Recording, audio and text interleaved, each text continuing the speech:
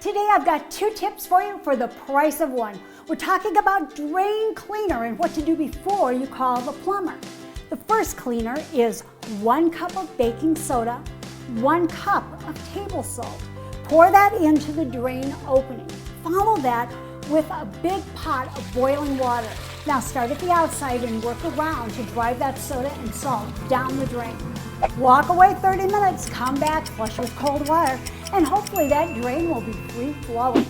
One other quick tip for you, if you want an easy to use drain cleaner, 1 quart of warm water, 1 tablespoon of washing soda. Find that in the laundry additive aisle. Mix it together, pour it down the drain, step away for 30 minutes again. Come back, turn on the cold water and flush. No plumber needed. For additional information, check out my website at queenofclean.com.